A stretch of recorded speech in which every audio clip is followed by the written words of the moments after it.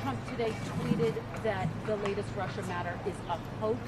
Do you agree with that assessment? And is that the language that he should be using, given that there's a real intelligence assessment going on right now? Well, there is an intelligence assessment, but there wasn't verified intelligence, and I think that's what's most important here. I discussed this with the president yesterday. I discussed it with the NSC yesterday overnight and this morning, and our NSC director obviously was on TV earlier. Here's what I know, that this never was verified, so it never rose to the level of a presidential briefing. I do know that on taxpayer dollars that we all funded the trip by Adam Schiff and some of his staff, went over to Afghanistan in February and got a briefing that included some of the raw intelligence. Other members of Congress received a briefing in May, but the first time they got exercised enough about it to jump up and down and scream Russia, Russia, Russia yet again was after it was in the New York Times. If it's on Twitter for all of you, it's real. If it's on the front page of the New York Times, it's verified intelligence. That's not true. And it makes me very nervous, just as a citizen of the United States of America who cares about all of our people here and our safety and security overall. It makes me nervous that a man who was in Washington for 40 years, including in this building for 8, was the chairman of the Foreign Affairs Committee or whatnot at a time, Foreign Relations Committee. He says we don't have enough intelligence, we didn't have enough information to take out Soleimani, who was killing Americans and other people, but somehow he knows, sitting in Wilmington, that we had enough intelligence to act on these alleged reports. That's reckless, and that's very partisan for somebody who should know better. To follow up very quickly, you said some members of Congress were briefed in May. They were briefed before the president. When was the president first briefed? When did he first find out about What I'm telling you is this never rose to a level of a presidential briefing on this specific issue. I am informed because the president's career CIA briefer decided to exclude it from the briefing because it wasn't verified. And I think that, look, I haven't that the memorized. Right decision? Pardon me? Given what we know now, was that the right decision, Kellyanne? I'm not going to second guess a CIA career briefer. I hope you wouldn't, but I'm certainly not going to do that. One thing I would say is I would direct your attention to CIA Director Gina Haspel's statement. I learned a great deal from reading it. She also included in there something that's important, that we're constantly adapting and adopting our measures because people are always trying to harm our troops or harm American interests, American allies, here and abroad. And so that doesn't mean that that was specifically verified in this case, but it does mean that our CIA and others are constantly adapting and adopting those measures. But I really, respectfully, for those, you don't have to raise your hand and admit it, but for those who covered Russia, Russia, Russia, collusion, which was an delusion for 2.5 years, take a breath before we do Russia, Russia again. Yes. Ambassador O'Brien said that this information was shared with the U.S. and coalition forces and they didn't engage in important protective tactics. So if they took it that seriously, why would the president now call it fake? Well, I think what the president is saying about a hoax is that he was somehow briefed on it and didn't take action, looked the other way. And then it becomes a big story about, great, I know you were pregnant. Is the coverage the hoax? Pardon? What part is a hoax to the president? Probably the way you're covering it, I'm sure, because that's what he said before. I mean, are you proud of the way you covered the Russia collusion? I'm just curious. Everybody here is proud about the way you covered that and the actual outcome? Oh, well, I am. We're allowed to ask questions, too. You have to be held accountable also. So Kellyanne, is intelligence, that there is intelligence, or is he saying all of this is made up, including the intelligence? he didn't say that. He didn't say that at all. I just answered the question. What he said, what we're saying on his behalf, and what I discussed with him is that there was no briefing. It didn't rise to that level. It was unverified. And I think you should go ask Adam Schiff, who apparently wears his mask in the wrong place. He has it over his eyes. What he heard, or his ears, what he heard and saw in February when his people were over in Afghanistan in the middle of COVID, right? And what did they learn? You paid for that trip. We all paid for that trip. What did they learn? What did they come back and sound the alarm? Adam Schiff's welcome to call the White House someday and say, we're really concerned about this. What are we doing about it? You know where his priorities have been. You know what he was doing in January and December and the 3 years prior. And we had other members of Congress hear about it in May, but only if it's on Twitter, only if it's in the New York Times, they jump up and down about it. Kellyanne, to that point, Democrats aren't satisfied with their briefing yesterday. Pardon me? Democrats aren't satisfied with their briefing. Did you expect yesterday. they would be? They want to hear from intelligence community officials. Is the White House going to support that, or is Well, that the legislature has a right to call anybody to testify. They do that routinely. We've had our task force members, the doctors, up on Capitol Hill yesterday and last week. I mean, there are a total of 10 or so hours of testimony from the doctors on our task force. So we don't stop people from doing that. Kellyanne, to your point about the May briefing with the lawmakers. Kellyanne, the New York Times reported that Has ABC independently verified that? I'm asking you. No, I'm asking you. You're an ABC reporter. Have you independently verified that? I'm citing the New York Times, Kellyanne, and I'm asking you since you said you talked to the NSC. Is that a false? Is what a false what? That it was in his briefing? I don't know that it was in his briefing, but again, that's not an intelligence briefing about something so specific and so consequential. And the president hasn't had a briefing like that. He told me that yesterday. But I think if you're going to stand here and quote the New York Times, at the very least, ABC News should have to independently verify that before. If it was on Twitter, it doesn't mean it was real. It means it was on Twitter. Yes. When you talk about lawmakers being briefed in February, May, if it was serious enough for them to get a briefing at that time, how was it not serious enough for the president to be informed about it? That's not for me or respectfully you to say and conclude. I think you have to ask No, the I'm intelligence. asking. Pardon? That's why I'm asking. I think you have to ask the intelligence officials why they did not see it rise to a level, because that's what they've told me. It didn't rise to a level of briefing the president. It doesn't mean that the briefing that they got in Afghan is that the members of Congress and a Schiff's own staff as the intelligence chairman. It doesn't mean that they learned something that would rise to a presidential level. I mean, I didn't hear Schiff run back here and say, wait, we have Russia, the sequel. This time it'll be better, I promise. And you know, anybody who reads books or watches movies, the sequels are rarely better than the original. And the original in this case was a dud. Can we talk about the defense authorization bill really fast? The what? The defense authorization Yes. bill. There is bipartisan support for that. The president is now saying he's going to veto it over this potentially changing name of Confederate bases. Why is he so adamant that they cannot change the names of these Confederate bases? Well, he's looking at it. He's thinking about all that. But why has that become a priority over? So, for example, yesterday the Supreme Court issued this 5-4 opinion, exceptional opinion about school choice, essentially getting rid of centuries-old anti-Catholic so-called Blaine amendments, opening up the door for lower income and communities of color to allow their kids to go to school of their choice to help them. That was a huge decision. It shows the importance of judicial appointments. Why do I say that? Because this president is for that. Nancy Pelosi had walked by, Statuary Hall. She walked by those monuments of, I guess, Confederate leaders thousands of times over decades and decades on her way to cast ballots against kids of color who would benefit from school choice and opportunity scholarships, against protecting their right to live, against their parents having lower taxes and fewer regulations and more job production. So I see this also as, it's a cheap, easy stunt for some people who it just dawned on them that this is the next thing that should be done. If people truly believe that, and there are many people in this country who do legitimately believe that, then they should be listened to. But I see Kayleigh McEnany was sharing a poll yesterday from Harvard that talked about a majority of Americans want to see the monument stay up. And what we don't want to see, I guarantee you a majority of Americans don't want vandalism and violence. And so the president, there are many things in the defense NDAA every year that we're very proud of. This president, 3 consecutive years, has had over $700 billion plus in investments in our military. Joe Biden and the guy he worked for, we had a defeated, depleted, demoralized military. We're giving them the respect and the resources they need. The first major pay raise in 10 years for the military.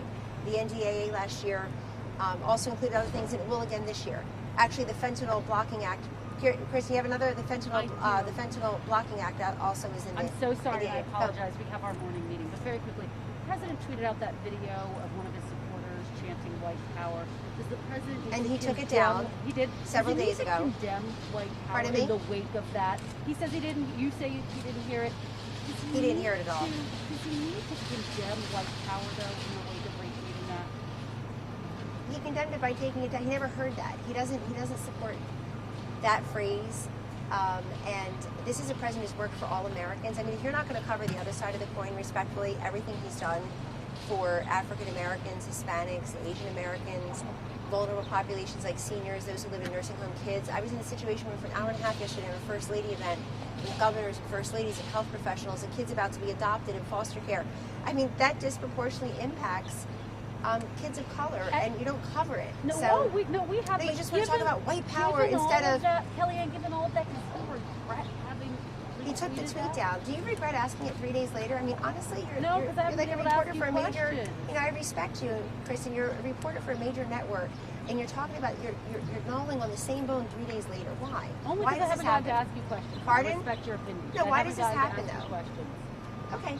I'm here to help, but it's a 3-day-old story. He took the tweet down when he realized that it was in there. But it's not a 3-day-old story because there's been a moment of reckoning on race in this country that's been going on now for weeks, and the president still hasn't come out and condemned it. Then he put up this video. Condemned what? White power, and putting up that video, he didn't say anything about putting it up. So I think it's a longer story than just 3 days old. No, it's a longer story because you want it to be, because you think you decide how the president speaks and what words and punctuation he uses. And it doesn't work that way. America sees what he's doing for this country. Great to see you. Thank you. Thank you, Kellyanne. And we're about to celebrate Independence Day here at the White House. Salute to America, military flyovers. It's really a day to celebrate our great military veterans. The president will start out at Mount Rushmore with the fireworks display there that he brought back when the governor of South Dakota, in a meeting in the cabinet room I happened to attend, where she asked him to restore those fireworks. He got that done. He'll now go to celebrate that. We need to celebrate independence because I personally believe with liberty and justice for all, and we're not yet there. We're not yet there in this country. But the preceding words are also important. One nation under God, indivisible, with liberty and justice for all. So we're looking at all of that.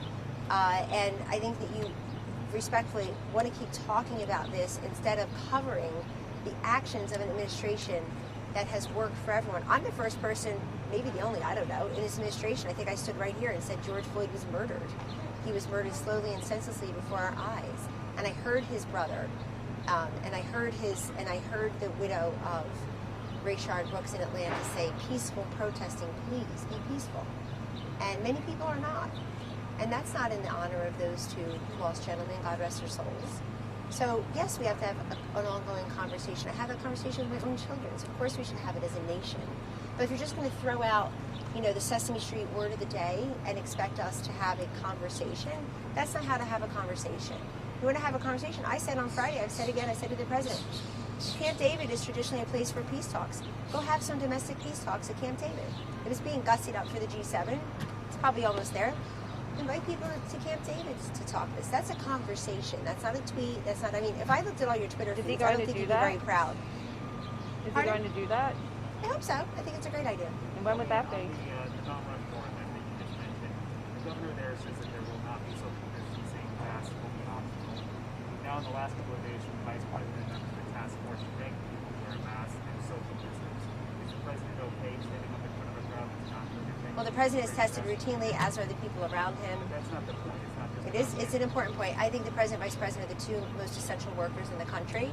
They're tested routinely, but obviously the president, his administration, his task force, his vice president, who's the head of the task force, his CDC, have said wear masks. So they're speaking on behalf of the administration. The vice president is also saying that, particularly to the places where you're seeing hotspots, the 4 or 5 states and the counties where you're seeing these hotspots. The South Dakota governor is probably pointing to the relatively low infection rates that they have in her state, the low hospitalization, the hospital capacity, the ICU capacity they have now, the ventilator capacity, the PPE capacity. It's open air. I've been to Mount Rushmore. I don't know if you've been. Took my kids there 3 years ago. Fabulous trip if you can ever do it. You're outside. It's very big and airy. Obviously, big space. But I think it is important for people who can't socially distance, particularly, to be wearing masks. And I practice that myself. I encourage others. I didn't see a lot of it. This is the first weekend I traveled out of state. I didn't see a lot of it where I was, people doing that. And I think that's why, well, not I think, I was in the task force meetings Friday at HHS, yesterday, and the day before. So Friday, Monday, Tuesday, 3 task force meetings, attended all of them, heard very clearly that these spike ups in these states are happening among younger people for 2 predominant reasons. Number 1, the younger people are going to the bars. Do you blame them? If you open up the bars, they're going to go to the bars. So now they're going to close down the bars. Okay, but these governors should say, do I want to open the bars now or the schools in 6 or 7 weeks? I vote for the schools in 6 or 7 weeks because, not because I have school-age children, but because many people do, and they need to get back to work, and that's a central piece of us getting the country back in order, and it's not fair to the kids to not be at school if they can go back safely. 2, these younger people are testing positive because they're going back to work. And the employers are saying, we need you back at the place of work, but before you come, you have to have a COVID test. So they're being tested for the first time, and they're asymptomatic and infected. So Dr. Birx tells us that a much lower number on ventilators, obviously because of their age, and those who have many of the underlying comorbidities like asthma and obesity. The vast number of them will recover, thank God. and that in those places where you're seeing the spike up, the governors have taken immediate action. California, Arizona, Florida, that I know of. Obviously, what was the other one? It'll come to me. But they're taking action by saying, let's go from phase 3 to 2 or whatnot. So, Just a Kellyanne, quick are you- campaign question. You said on Fox that the president is getting the band back together at the campaign. Do you see a world in which you would join the band? well, today is 4 years to the day that I joined the campaign officially. So I'm here doing my thing as counselor to the president. The president I'm where wants he you on wants the me to be. campaign. I think I'm where my best and highest use is, because I honestly I love working on policy and helping the American people most of all. That's what we do here. But I think he's making a lot of great moves at the campaign. You saw Jason Miller's there, Jeff DeWitt. We've got so many people already there, obviously, but also now Hogan Gidley starts there today. We'll miss him here for sure. Alexa Henning is starting on Monday. Alexa Henning, everyone. And I was on the campaign last time. Tom was on the campaign last time, but we're not letting go of him. So no, I think there's a role for people in both places. I do, and I think operationally the campaign has done an excellent job for years, paying forward excellent digital infrastructure, fundraising apparatus. The rallies over 2.5 years, et cetera, 3.5 years of being here. Those were run through the campaign, as I understand it. And now I think they're looking at strategic messaging as well. You've got the progress report, and then you have the vision piece. And I'm sure that the campaign, I'll leave it to them, but I'm sure they'll lay more wood into Joe Biden soon, because his record, I mean, just unpacking it is, you just shake your head. All the things he never did, and then all the things he did do and did say that are very troubling that I don't think he's been asked about lately, or, I mean, he said things in the 1970s about his kids going to school with other kids that, as a mother, my goodness, as an open-minded citizen of the United States of America, are very chilling to me, that he would look down on people that didn't look like him. Kellyanne, Check are it you out. confident that you can have the convention as the president envisions it in Jacksonville, given what the mayor did this past week and the fact that Florida's cases are surging so high? Sure. So we're looking at different options in Jacksonville. In other words, what can happen. I think the same thing for the rallies. I just said on Fox and Friends, there was this amazing rally outdoors May 21st or so last year. I happened to attend it in Montoursville, Pennsylvania. The president was there. The press pool was in the hangar. The president was up on the riser. You had the mountains, Air Force One, the president, people out in the air, and it was a gorgeous night. I think you could do something like that. I showed the president the pictures from that, because you could do something like that. I actually showed him those pictures before Tulsa, but I'm not in charge of those things. Where it's beautiful summer weather, outdoors. And I think, though, Carol, that we all have to understand it's a new world in terms of there are many people who support the president, will crawl across broken glass for the president, will be there for him, who are never going to go to another rally. It's high risk, low reward for them because they already support him. They're glad he won. They already took all the slings and arrows. They've already been ridiculed as an irredeemable, deplorable. They've already been shouted down by members of their family and places of work and circle of friends. So their guy won, and they want him to win again. So they don't need to go to a rally to support him. And I think we have to realize and respect there are many people like that who just aren't going to go. And they're certainly not going to go when they hear 1 million people are able to go. Why would you go? It's very daunting to stand in those lines. So anyway, I think that's a personal choice that people make whether to go to a rally. But just as I said in July 2016, there's a hidden Trump voter, and many of them will never show up at a Trump rally. But I think you could do it safe. I think you could do the convention safely, according to local guidelines and according to CDC guidelines. There's got to be something between no convention and the usual big convention. I assume the parties and the dinners and the close contact cocktail parties. I'm too old for that anyway. They're all gone.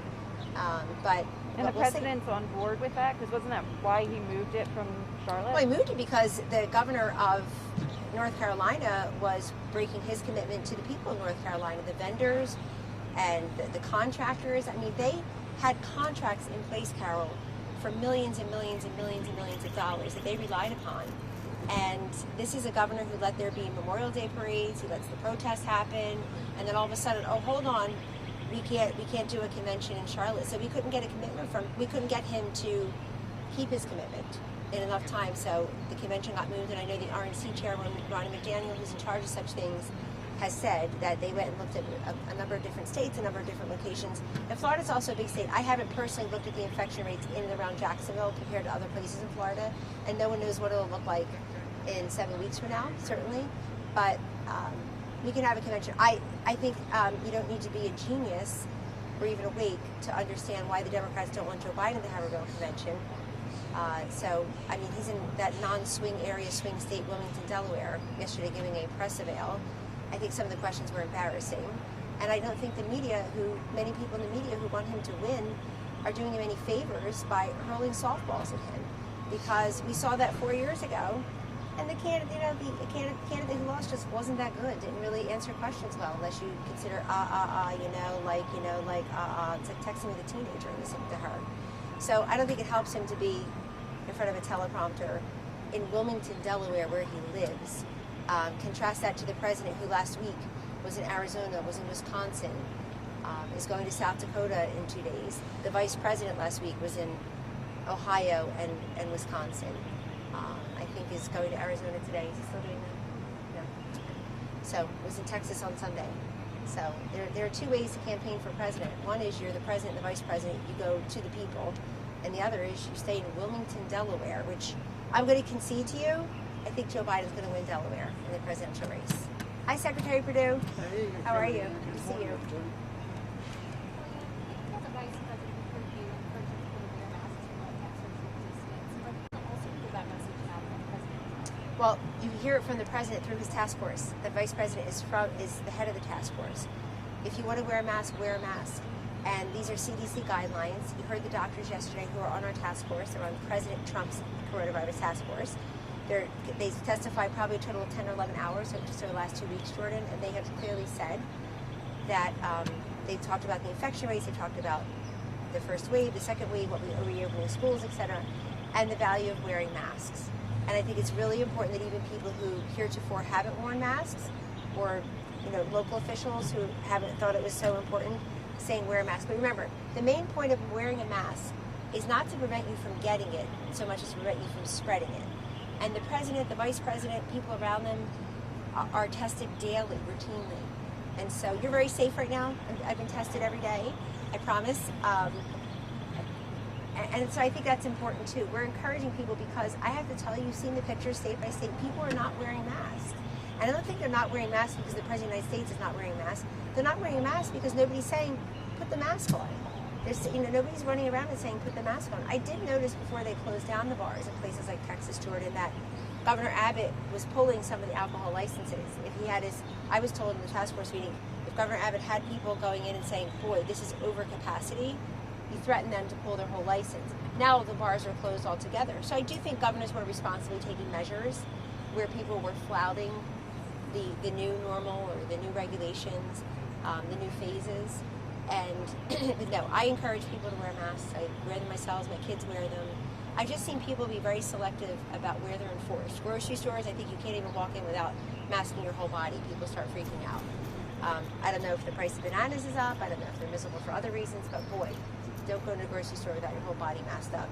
Then you walk outside, everybody's on the beach, on the boardwalk, out at the bars. I saw it myself, nobody's wearing a mask. And I do think you've got to think, you also have to think about what you're doing with these small businesses who have invested their own money in preparing to reopen and then just pulling that away from them too. They're doing all these measures with plexiglass and distancing and deep cleaning and trying to put the tables out in the streets, in towns like Bethesda I've seen, Bethesda, Maryland, close to here. And now, many of them are being told in these states, well, wait a second, you can't do it yet. And that's their livelihood. So we really have to think, I think we have to learn how to, quote, live with the virus, but not be so foolish that we are contributing as a nation to these new spikes. Sure, but some of the president's Republican allies have said if he would send a positive message, he would just put on a mask as a president opposed to just... You've seen it with a mask. You guys couldn't wait to get that picture. He had a mask on in a plant, I think, last month or so. He was somewhere, maybe it was Pennsylvania. Pardon? That was an unverified fact. We didn't actually wear him in front of our I just realized you've done that. Is there a reason why he's opposed? Well, he's tested all the time, so he doesn't have coronavirus. But is there a reason he's opposed to just sending a message? Is there a reason you haven't said the word ventilator in a couple of months? That you say mask instead? Oh, I know. Because the lies that were told by the Democratic governors, they need tens of thousands of ventilators, weren't true. Everybody needed a ventilator, got a ventilator. We have tens of thousands in the strategic national stockpile. And now we're back on masks. You heard ABC News reporter do the country a favor. You have a big platform, Jordan. You can stand here and do it. You can go on ABC and do it. Wear a mask, everybody. CDC says wear a mask, and here's why. I still think people will see it. Many people will see that as a personal choice. It's up to the local folks to enforce it. And you want to have it both ways. The governor said, the president can't tell us when to reopen. We get to decide that. Okay, then they should tell their local officials to implore and then enforce mask wearing. Somehow we want the president of the United States to run around to every local community. And I mean, look at all the. I mean, you've got autonomous zones within cities saying stay out, and now you want the president of the United States to tell, to enforce people not wearing a mask in the local community. The governor should tell their local officials, implore people to wear masks and enforce when they don't. I think if you've got a sign that says no shirt, no service, no shirt, no shoes, no service, I'm sure those people could say no mask, no service. I don't know that they can. They shouldn't say, I'm sure. No, But they should. It's disingenuous. I was in Arizona the other week, and the president stood up in front of 3,000 people, and about 5% of them were wearing masks. You can't look at them and say, why aren't you wearing masks? Do you remember what he did say to them though? Did you read the speech? Do you remember what he did say? I was there. I listened to this. Okay, what did he say in the speech? Give me 3 things he's done for the country that he said in the speech that are true and verifiable. I'm asking you about Exactly. masks. Why? I know. I've answered the questions about masks, but you don't want. I've answered them. We've all answered them. The Vice President Task Force has said wear them. I've said wear them. The First Lady has said wear them. The President's administration has said wear them. But you want him to just say it when you want him to say it. And you don't even remember what the speech was about. You don't remember all the good he's done for America. And in that particular speech, they were young people. I think they were students or so. Definitely young people. Definitely younger than me. Who's not? But you don't even remember what he said then, respectfully. And you should be covering that because that, unlike the intelligence that was on Twitter and unverified, that was actually verified, what he's done for the country and what he was talking about there. So I've answered your question about masks and so much more because I want to be helpful. I even answer the same question 5 times when I'm asked it. But I'm glad you're wearing masks. I think you set a great example. And I think that you, frankly, and I don't know if you're even, I guess you're tested routinely, but for those who are tested routinely, which begins with the President, Vice President of the United States, they're not giving you COVID, I promise you. They're tested routinely, daily or if not more often. But sending that message through your considerable platforms, I think, is a very worthwhile undertaking. Have a great day.